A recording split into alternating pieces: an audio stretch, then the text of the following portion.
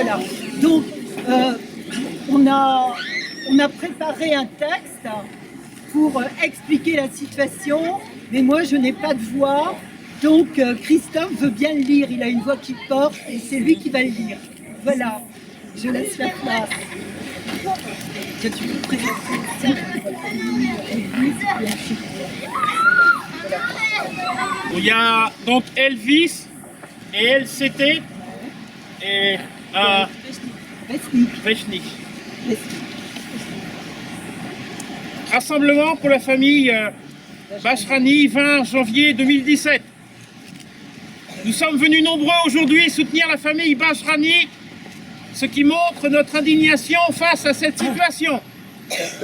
Ils vivaient au Kosovo, victimes de discrimination qui, malgré les dénonciations, les rapports perdurent. Ils ont été privés de soins, d'éducation scolaire pour les enfants, de travail, de conditions de vie décentes. Comme beaucoup, ils ont dû quitter le Kosovo.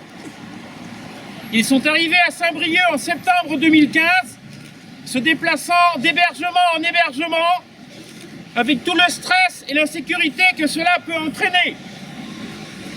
Madame souffre de problèmes de santé. Comme vous le savez, ils sont 9, dont 7 enfants de 16 ans à 3 mois. Les 2 aînés sont scolarisés au collège et 4 sont scolarisés à l'école primaire Henri Matisse. Ils sont arrivés à Redon dans un des 5 logements mis à disposition par la mairie de Redon pour accueillir des réfugiés. Ces appartements sont gérés par Coalia. Ils ont été... Coalia, c'est organisme de... D'accord. Ils ont été déboutés de leur demande d'asile par l'OFPRA, puis par la CNDA. On veut la traduction, tout le monde connaît OFPRA, Office français de protection des réfugiés et des apatrides. Et CNDA, Cour nationale des demandeurs d'asile. Donc ils ont été déboutés de leur demande d'asile par ces 2 organismes, comme une majorité de Kosovars, puisque ce pays est reconnu par l'Europe comme un pays sûr. C'est évidemment sans prendre en compte la situation des minorités. N'étant plus juridiquement demandeurs d'asile suite à cette décision, ils ne peuvent plus bénéficier d'un logement ni d'une aide financière. La préfecture leur a donc notifié qu'ils devaient quitter leur appartement aujourd'hui, 20 janvier. Pour nous tous, il est inadmissible que des personnes se retrouvent à la rue, et de plus en hiver, et qu'ils revivent l'errance qu'ils ont connue. Que les enfants abandonnent les projets d'apprentissage qu'ils ont construits grâce aux enseignants et à toutes les personnes bénévoles qui se sont investies pour qu'ils apprennent le français et acquièrent les connaissances nécessaires et que madame ne puisse plus se faire soigner. Nous interpellons les pouvoirs publics et demandons qu'ils fassent preuve d'humanité, que cette famille ait un toit et les moyens de vivre décemment. Pourquoi cette famille en serait-elle privée? Parce qu'ils ne sont pas nés au bon endroit, ni au bon moment. Aujourd'hui, ils sont en France, à Redon, et nous nous devons de les protéger et de continuer à leur donner les conditions d'une vie décente pour qu'un jour, ils puissent enfin retrouver la sérénité et la fierté.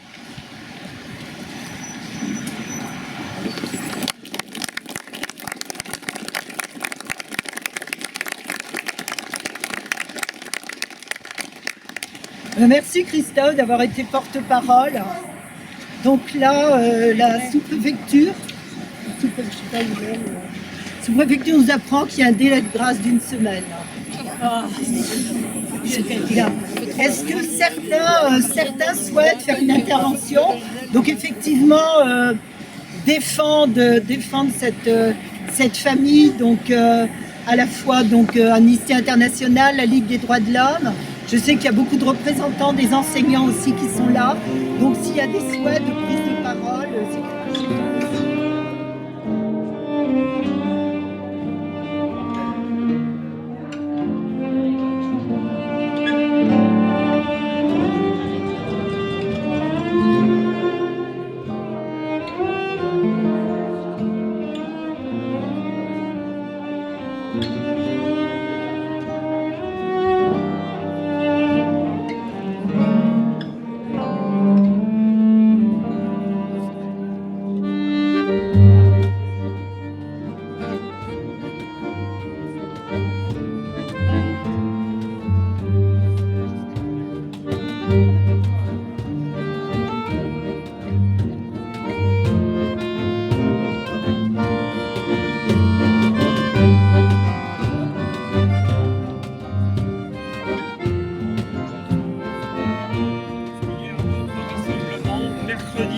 prochain, à midi également. Merci. Mercredi prochain, oui, à midi ici même. Voilà. Alors, moi je suis enseignante. J'ai un des enfants dans une de mes classes. Je suis enseignante au collège Bellevue. Je voulais juste dire qu'ici on est nombreux comme professeurs de ce collège et je pense aussi d'autres établissements de Redon. Donc nous, il y a le primaire aussi également, puisqu'il y a quand même 7 enfants, dont 6 scolarisés à Henri Matisse ou au collège Bellevue. Donc nous les enseignants, on sera là, enfin on se mobilise et on fera tout ce qu'il faut pour que ces jeunes ne vivent pas dans la précarité, sachent où ils vont dormir le lendemain, puissent se concentrer sur leurs devoirs, sur leurs apprentissages. Ils arrivent, ils sont en grande difficulté avec la langue, ils ont besoin de se mobiliser là-dessus et de ne pas penser à ce qu'ils vont faire pour manger ou pour dormir, parce que les deux problèmes se posent. La situation de la famille, elle est quand même sans ressources aujourd'hui, donc il est hors de question bien sûr que des jeunes de cet âge-là se retrouvent à la rue, d'autant plus par ces conditions, mais de toute manière, quel que soit le moment de l'année, des enfants dans la rue, à Redon ou ailleurs, non. Et les enseignants seront là, en mon sens, je parle au nom de tous les enseignants, mais enfin, ceux qui se mobilisent, et ils sont nombreux, donc ils seront là aussi pour vous retrouver s'il y a d'autres rassemblements et qu'il y a besoin de soutien pour cette famille, parce que c'est en étant solidaires tous ensemble, pas simplement les enseignants ou les gens des associations, mais aussi tous ceux qui peuvent se rejoindre. Je parle aussi les lycéens, par exemple, ou ceux qui font des études supérieures, qui sont disponibles, qui auraient du temps, sur le temps de midi, sur des temps où on peut être nombreux, dire qu'on s'oppose à ce genre de politique ici, à Redon, et plus généralement ailleurs, de toute manière. Mais il faut bien commencer par un exemple quelque part de résistance à ce type de politique. Voilà, je vous remercie. Et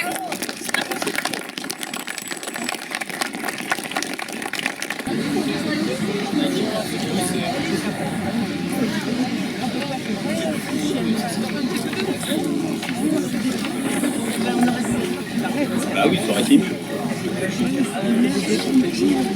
On ne l'est pas, c'est super avec un bébé.